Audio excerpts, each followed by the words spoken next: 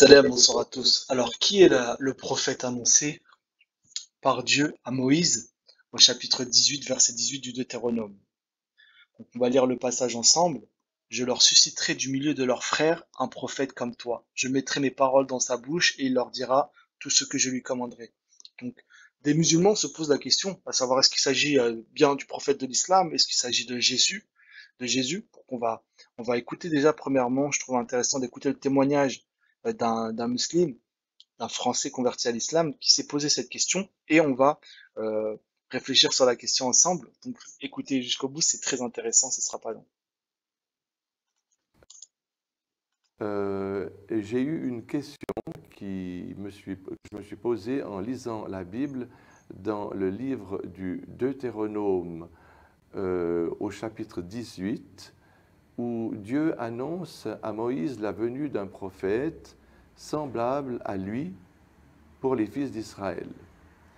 Et dans l'Acte des Apôtres, au chapitre 3 et au verset 27, celui qui a écrit cet Acte des Apôtres nous dit que ce prophète qui est annoncé à Moïse, semblable à lui, est Jésus. Or, je me souviens à l'époque, cette question m'avait interpellé et j'avais demandé à ma tante, mais c'est étrange car Jésus n'est jamais un prophète comme Moïse. Et ma tante m'a répondu, je ne peux pas te répondre, il faut demander cela aux théologiens. Donc il s'est posé une question, ce monsieur, donc, à savoir que mais en fait Jésus n'est pas un prophète comme Moïse. Pour lui, Jésus n'est pas un prophète comme Moïse. Et maintenant, on va regarder dans le Coran, qui est Isa? Qui est Jésus? C'est qui Jésus? Parce que là, on va revoir le passage auquel il fait référence, on va l'écouter. Semblable à lui pour les fils d'Israël. Donc, un prophète semblable à qui? À Moïse, aux enfants d'Israël. D'accord, ok. Maintenant, on va chercher à comprendre qui est Isa, qui est Jésus, et on va voir si Jésus est ce personnage ou non. Peut-être qu'il ne l'est pas. Alors pour ça, on va commencer à, à répondre à sa question. Donc Moïse était juif, Moïse fait sortir le peuple d'Israël, le peuple juif de l'oppression et de l'esclavage. Moïse a fait donner les lois, la Torah, et, et il est un messager. Donc on va voir quelque chose ici. On va voir que le Coran indique clairement que Jésus, Isa, le fils de Marie, sera le messager aux enfants d'Israël. Il sera qui? Le messager aux enfants d'Israël. On le voit ici. Et il sera le messager aux enfants d'Israël. Et le passage fait référence à qui? À Isa, à Jésus. Est-ce que Mohammed a été le messager aux enfants d'Israël? Est-ce qu'il a été adressé aux enfants d'Israël? Jésus, le fils de Marie, c'est pas tout, tout son nom est là. Al-Masih, Isa, Jésus, le fils de Marie, tu veux pas confondre. Et ça sera qui? Il sera le messager aux enfants d'Israël. Il sera le messager aux enfants d'Israël. Donc, Moïse a fait sortir le peuple d'esclavage, de l'oppression. Jésus aussi nous a dit que celui qui pratique le péché est esclave du péché, mais celui euh, que le Fils a franchi, en parlant de Jésus, sera réellement libre. Le Messie peut nous sortir de l'esclavage du péché, comme Moïse a fait sortir le peuple d'Israël du péché, de la terre d'Égypte, pardon. Mais au-delà de ça, on va voir quelque chose. Donc, au milieu de leurs frères, un prophète comme toi. Donc, le monsieur s'interrogeait sur qui était cette personne. Donc il dit que c'est destiné aux fils d'Israël. On voit que d'après le Coran, Jésus est le messager aux enfants d'Israël. Donc deuxièmement, je mettrai mes paroles dans sa bouche et il dira tout ce que je lui commanderai. Donc qui est ce prophète à qui Dieu a mis ses propres paroles dans sa bouche et qui dira tout ce que Dieu commanderait? Qui est cet homme? Qui est cet homme? Et on va regarder dans le Coran, toujours dans le Coran, à la sourate 4, verset 171, que le fils de Marie, le Messie Jésus, fils de Marie, n'est qu'un messager d'Allah. Sa parole qu'il a envoyée à Marie. Il est qui? Il est sa parole. Vous pouvez lire le passage en entier. Donc, au jour du livre, n'exagérez pas votre religion, ne dites d'Allah que la vérité. Le Messie Jésus, fils de Marie, n'est qu'un messager d'Allah. sa parole qu'il envoyait à Marie. Il est quoi? Il est sa parole. Il est la parole d'Allah. Et je mettrai mes paroles dans sa bouche. Qui d'autre dans le Coran? Qui d'autre est appelé la parole de Dieu? Qui d'autre est appelé la parole d'Allah? Regardez, ce passage fait clairement référence à Allah. Pourquoi? Parce que même dans la traduction, ils ont mis un S majuscule pour dire sa parole. Est-ce qu'ils disent S majuscule pour dire la parole de Jésus? Non, c'est la parole d'Allah, sa parole, sa parole. Donc Jésus est la parole d'Allah, Jésus est le messager aux enfants d'Israël. Donc, et il dira tout ce qu'il lui commandera. Jésus a libère l'homme du péché selon sa volonté. Si le Fils nous rend libres, nous serons réellement libres, parce que si quiconque pratique le péché est esclave du péché. Jésus a donné un commandement nouveau, Moïse a apporté les livres de la loi. Donc on voit qu'il y a des similitudes. Mais encore plus, maintenant, nous, chrétiens, ne croyons pas au Coran. Mais regardez ce que dit ce passage-là dans la Bible. Dans la Torah, on voit qu'il y a marqué « Et il leur dira tout ce que je lui commanderai ». D'accord? Et on va même lire la suite. Et si quelqu'un n'écoute pas mes paroles qu'il dira en mon nom, c'est moi qui lui en demanderai compte. Donc Dieu dit, si quelqu'un n'écoute pas mes paroles qu'il dira en mon nom, c'est moi qui lui en demanderai compte. Donc là, c'est waouh, parce que là, on voit que ce prophète, cette personne, elle dira les paroles au nom de Dieu. Et si quelqu'un n'écoute pas mes paroles qu'il dira en mon nom, c'est moi qui lui en demanderai compte. Mais à qui ce passage fait référence, pour le coup? Nous qui sommes chrétiens. À qui fait référence ce passage? Nous qui nous interrogeons sur ce verset-là. On va regarder en Jean chapitre 12. Jean chapitre 12, au verset 47 à 49, et c'est Jésus le Messie qui parle. Si quelqu'un entend mes paroles et ne les garde pas, ce n'est pas moi qui le juge, car je ne suis venu non pour juger le monde, mais pour sauver le monde. Celui qui me rejette et qui ne reçoit pas mes paroles a son juge. La parole que j'ai annoncée, c'est elle qui le jugera au dernier jour, car je n'ai pas parlé de moi-même, mais le Père qui m'a envoyé m'a prescrit lui-même ce que je dois dire et annoncer. Vous voyez? Si quelqu'un donc ça on va relire le passage au verset 19, et si quelqu'un n'écoute pas mes paroles, et c'est Dieu qui parle, mes paroles qu'il dira en mon nom, c'est moi qui lui en demanderai compte. Et on voit que Jésus dit ici, si quelqu'un entend mes paroles et ne les garde point, ce n'est pas moi qui les juge, car je suis venu non pour juger le monde, mais pour sauver le monde.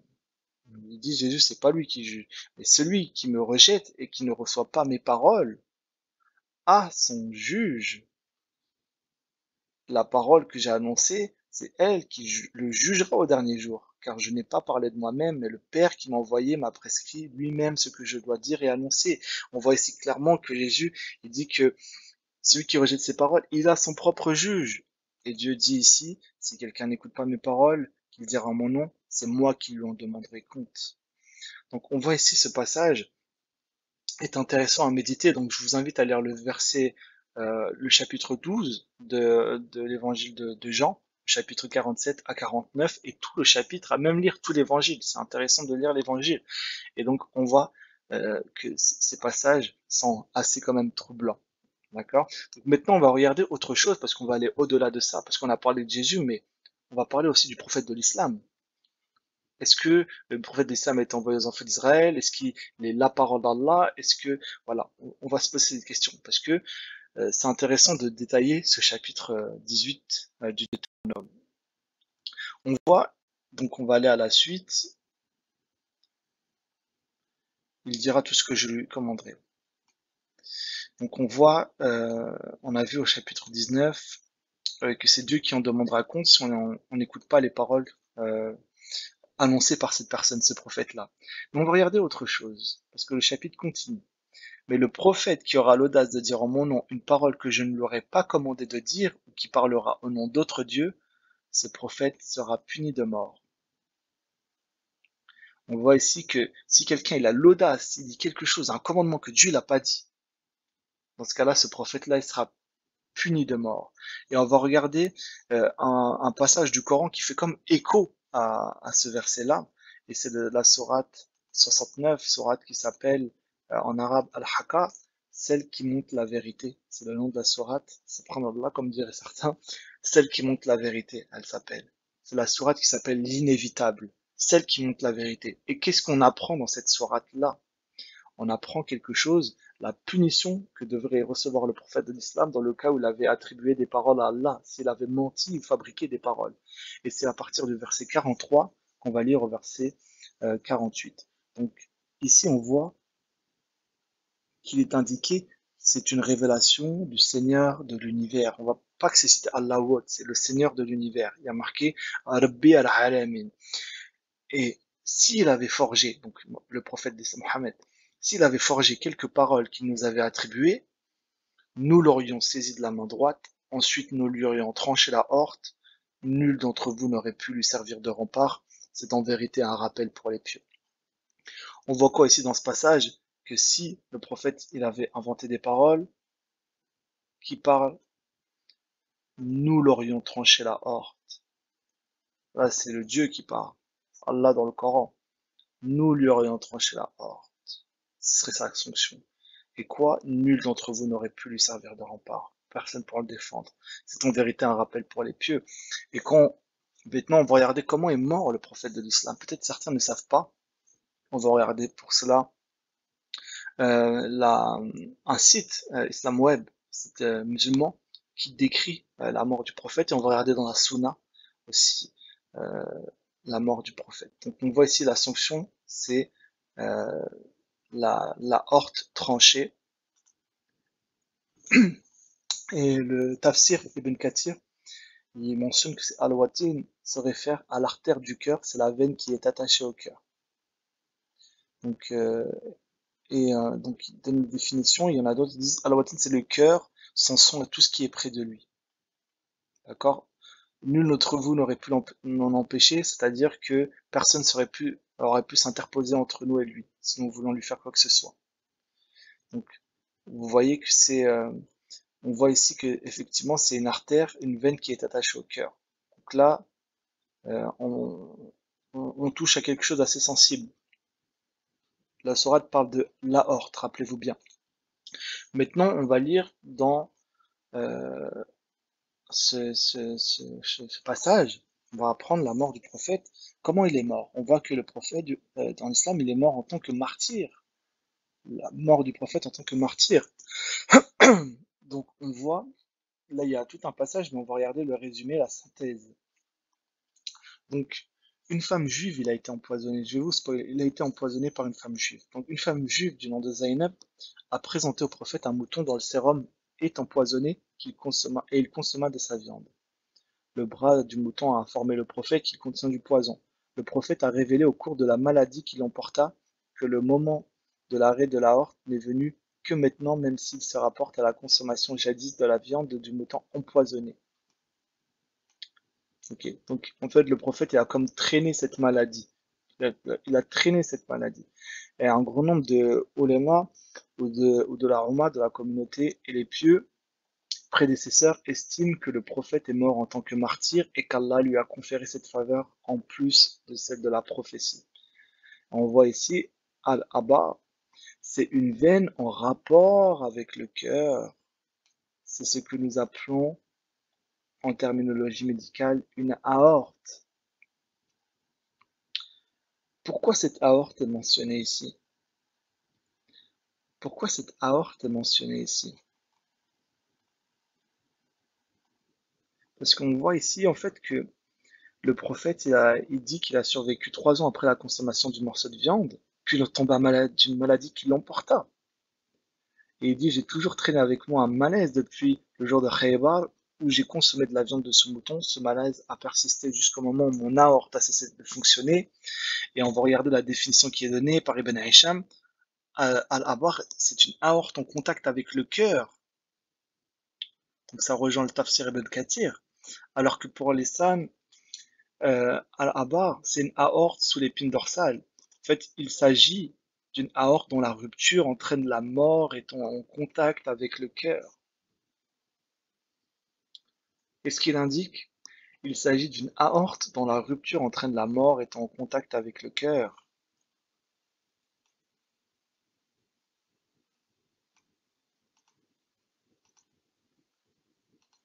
pas si vous avez compris. Ensuite, nous lui aurions tranché la aorte. Et le site nous indique, dans les informations, qu'il a persisté, il a senti que son aorte a cessé de fonctionner. Et dans les interprétations, Al-Haba, c'est une aorte sur l'épine dorsale. Il s'agit d'une aorte dont la rupture entraîne la mort, dans la coupure entraîne la mort, dans la section entraîne la mort, est en contact avec le cœur, en contact avec le cœur. Al-Tafsir Ibn Kathir, il confirme également que c'est une veine qui est attachée au cœur. Et lui, Ibn Kathir, il se réfère directement à la sourate 69, au verset 45, il me semble, 44. Et lui, il se réfère pas à la mort du prophète. Là, il se réfère au verset qui a été annoncé, qui indiquerait la sanction du prophète dans lequel il aurait inventé des paroles. Nous lui aurions tranché la horte. Et à verset 46, et le tafsir, il dit clairement que, que c'est une veine attachée au cœur. Où le cœur, son sang et tout ce qui est près de lui. Maintenant, on a vu dans le site, c'est des sources islamiques. Tout ce que je vous donne, c'est islamique. Maintenant, on voit que ce prophète, le prophète a toujours enduré, toujours comme senti ce malaise perdurer jusqu'au moment où son aorte a cessé de fonctionner. Mais on va regarder directement dans la sunna. Dans la sunna, ce que dit le prophète. D'accord? Donc, dans la sunna, par rapport à ça, donc c'est des hadiths sahih en chaîne. Donc Al-Banini, pardon. Et on voit ici que, en fait, voilà, donc c'est rapporté, a dit au prophète, au cours de la maladie dont il est mort. Donc c'est au cours de la maladie dont il est mort. De toutes les choses qui sont arrivées, c'est au cours de la maladie dont il est mort. Que pensez-vous de votre maladie, messager d'Allah? Et là, le prophète a dit, je ne pense pas à ma maladie à part ça. C'est le moment où ça m'a coupé la horte. C'est le moment où quoi? Dans la maladie dans laquelle il est mort, c'est le moment où ça m'a coupé la horte. C'est le moment où ça m'a coupé la horte.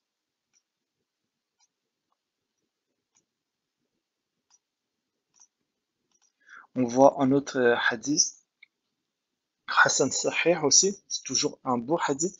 Qu'est-ce qu'il dit? C'est le messager d'Allah a ordonné à son égard qu'on l'a tué, donc la femme juive. Donc je crois qu'il y a une interprétation qui dit non, qu'il l'a gracié. Là ça diverge, mais par contre, là il y a marqué, il a ensuite parlé de la douleur dont il est mort. J'ai continué à ressentir la douleur du morceau que j'avais mangé à Khaybar. C'est ce moment où il a coupé mon aorte. C'est quel moment? C'est le moment où il a coupé mon aorte. C'est quoi? Le poison qu'il a mangé. Est-ce qu'il le disait une seule fois? Il l'a dit une seule fois de temps en temps ou autre? Non. Maintenant, on va regarder comme conclure, on va regarder le hadith de Aïcha, la femme préférée du prophète. Et là, c'est le Sahih al-Bukhari. Donc, on va regarder la femme préférée du prophète. Qu'est-ce qu'elle disait? Qui a été rapporté par Aïcha. Le prophète dans sa maladie dans laquelle il est mort. Vous voyez, à chaque fois qu'on parle de la horte, on voit que c'est mentionné ici, c'est par rapport à euh, de la maladie dont il est mort. On le voit ici. Ordonné qu'elle est tuée dans la douleur dont il est mort. À chaque fois, ça se réfère à la horte. Et encore ici, il disait, il avait pour l'habitude de dire dans la maladie dans laquelle il est mort, oh Aïcha, je ressens encore la douleur causée par la nourriture que j'ai mangée à Khaybar. Et à ce moment-là, j'ai l'impression que mon aorte, elle est quoi? Elle est coupée de ce poison. Mon aorte est quoi? Est coupée de ce poison. Ah, Aïcha, je ressens encore la douleur causée par la nourriture que j'ai mangée à Khaybar et à ce moment-là, j'ai l'impression que mon aorte est coupée de ce poison.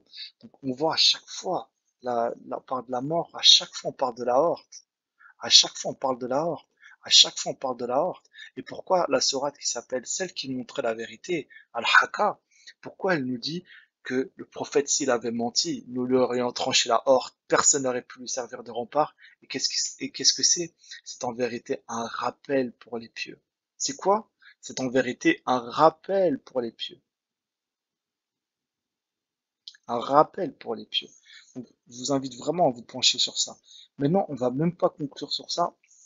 On va rebondir encore sur le verset du Deutéronome, on va lire la suite, parce qu'il y a un autre indice. Donc là, il y a marqué, le prophète qui aura l'audace de dire en mon nom une parole que je n'aurais pas commandé de dire, ou qui parlera au nom d'autres dieux, ce prophète-là sera puni de mort. Ça, c'est la sanction d'un faux prophète. Et encore, regardez ce que Dieu dit. Peut-être diras-tu dans ton cœur, comment connaîtrons-nous la parole que l'Éternel n'aura pas dite, que Dieu n'aura pas dite? Quand ce que dira le prophète n'aura pas lieu et n'arrivera pas, ce sera une parole que l'Éternel n'aura pas dite. C'est par l'audace que le prophète l'aura dite, n'aie pas peur de lui. Donc, quand il y a marqué, quand ce que dira le, prof- le prophète n'aura pas lieu, donc ça n'arrivera pas, et n'arrivera pas, ce sera une parole que Dieu n'aura pas dite. C'est par l'audace que le prophète l'aura dite, n'aie pas peur de lui. Donc, on voit ici que Dieu donne un signe clair. Là, c'est dans la Torah. Nous, on ne croit pas en l'islam, on croit à la Torah. Et la Torah, elle dit que quand il dira un prophète une chose et qu'elle n'aura pas lieu, ce sera une parole que Dieu n'aura pas dite. C'est par l'audace qu'il aura dite, il aura parlé, il aura fabulé, il aura été audacieux. Mais on voit que la sanction, c'est la mort, et on va regarder autre chose maintenant. Euh, dans, dans la mort du prophète, on va voir si cette parole s'applique. On voit que cette parole a été donnée de la part du prophète à la femme juive qui lui a dit, euh, qui l'a interrogé au sujet de ses mobiles, pourquoi elle l'a tué. Elle a reconnu qu'elle voulait l'assassiner, la femme juive. Elle a dit, on voulait te tuer, parce qu'elle voulait savoir, en fait, nous voulions savoir, reprit-il, nous voulons nous débarrasser de toi. Si tu es un imposteur, tout en sachant que tu es un vrai prophète, notre superfuge ne te saurait te nuire. C'est-à-dire, ça ne te fera rien, tout ce qu'on est en train de te faire. Donc, elle l'interrogea sur les mobiles, et elle reconnut qu'elle voulait l'assassiner. Donc là, on, on va aller à l'essentiel maintenant pour répondre à la dernière question qu'on avait vue. Donc le prophète lui dit, tu n'auras jamais, grâce à Allah, le dessus sur moi. Ou selon notre version, tu n'en auras jamais, grâce à Allah, la possibilité. Donc le prophète lui dit quoi? Tu n'en auras jamais, grâce à Allah, le dessus sur moi. C'est-à-dire qu'Allah, par Allah, ça sera impossible. C'est pas possible. Elle pourra pas le tuer. Elle pourra pas le tuer. Pourtant, on voit quoi ici? On voit quoi ici?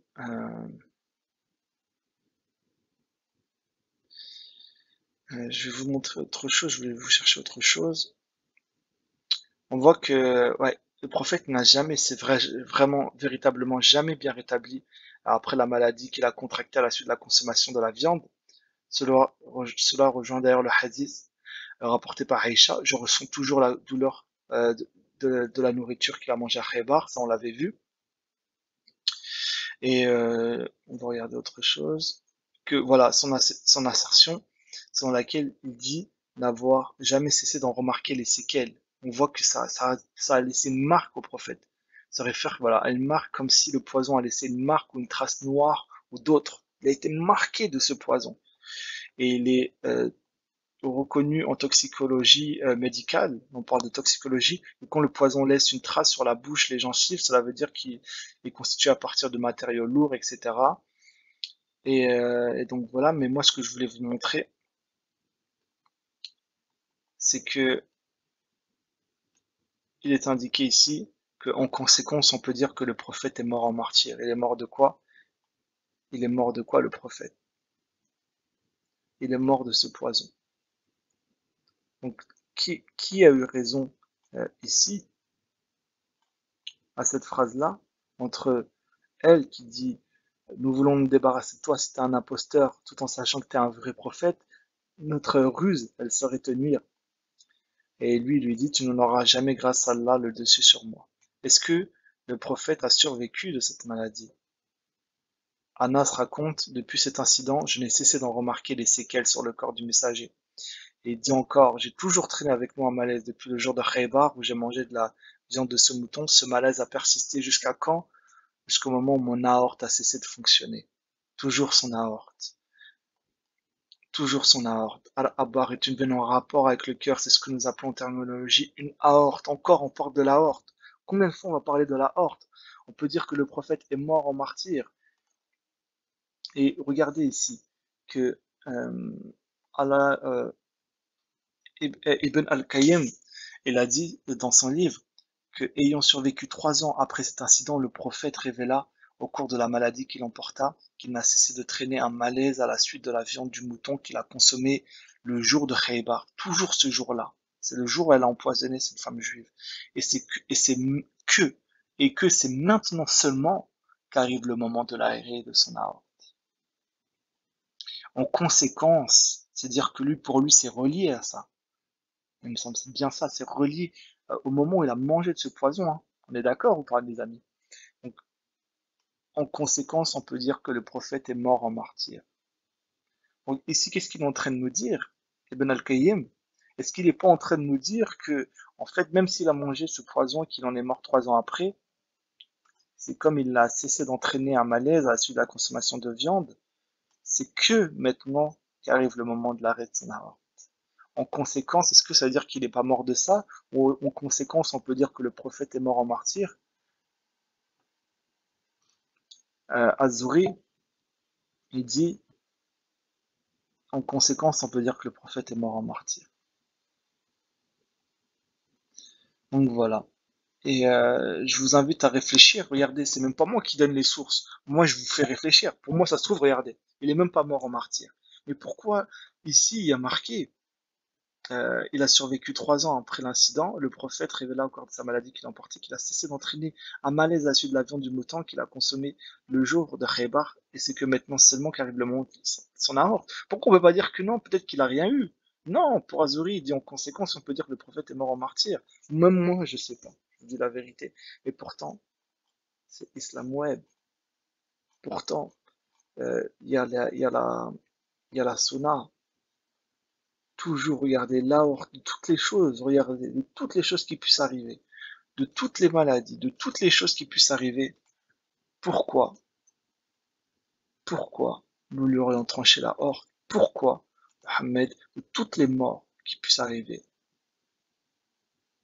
Quand l'aorte il dit que j'ai l'impression que mon aorte elle est coupée de ce poison. Pourquoi? Il dit c'est le moment où ça m'a coupé la horte. Et il dit ça quand? Au cours de la maladie dans laquelle il est mort. Pourquoi?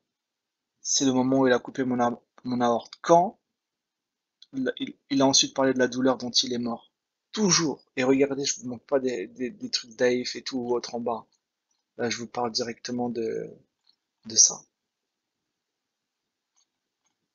Donc, je vous invite à réfléchir, à méditer sur ces choses-là, de ne jamais me croire, de ne jamais prendre pour argent comptant les choses, de me contredire s'il le faut.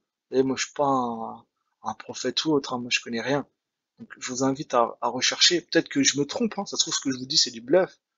Mais je vous invite à me contredire, à mettre des commentaires, à chercher à avoir la vérité et mener vous-même vos propres recherches. Si je ne me prétends pas être un enseignant, vous voyez. Donc vraiment prenez le temps de relire, de faire des recherches, de regarder dans le Tafsir Ibn Kathir, de regarder comme je l'ai fait, comme je vous ai montré dans ce que ça dit. Ça, je l'ai pas inventé. Ça, le Tafsir en anglais, je l'ai traduit en français. Mais regardez, c'est la traduction Google, c'est même pas moi. Nous l'aurions certainement coupé. Al-Watin est une veine attachée au cœur. Al-Watin, le cœur, c'est en soi tout ce qui est près de lui. Al-Watin, et on voit encore ici, toujours comme je vous ai dit. Euh, Ça c'est Al-Lisan al-Arabe qui rapporte que c'est une aorte sous l'épine dorsale. Il s'agit d'une aorte dont la rupture entraîne la mort, étant en contact avec le cœur. Pourquoi il dit que c'est une aorte dont la rupture entraîne la mort? Quand Allah il dit, euh, nous l'aurions tranché la aorte. Tranché, la rupture, la coupure, le fait que ça soit tranché, le fait que ça soit coupé, ça entraîne la mort. Nous lui aurions tranché la mort. Donc je vous laisse méditer sur ça. Et on voit bien ici dans ce passage, on va le relire maintenant pour conclure ce chapitre. Et ce chapitre, ce qui prend le dessus, c'est la Torah de Dieu, la loi de Dieu qui a été donnée par Moïse. Je leur susciterai du milieu de leurs frères un prophète comme toi. Je mettrai mes paroles dans sa bouche et il leur dira tout ce que je lui commanderai. Et si quelqu'un n'écoute pas mes paroles qu'il dira en mon nom, c'est moi qui lui en demanderai compte. Mais le prophète qui aura l'audace de dire en mon nom une parole que je n'aurais pas commandé de dire, ou qui parlera au nom d'autres dieux, ce prophète-là sera puni de mort. Peut-être diras-tu dans ton cœur, comment connaîtrons-nous la parole que l'Éternel n'aura pas dite, quand ce que dira le prophète n'aura pas lieu, n'arrivera pas? ce sera une parole que l'Éternel Dieu n'aura pas dite. C'est par l'audace que le prophète leur a dite. N'aie pas peur de lui. Jésus est ressuscité et dans le Coran, il n'est même pas mort. Il a été enlevé. Donc réfléchissez bien, que Dieu vous garde. Bye.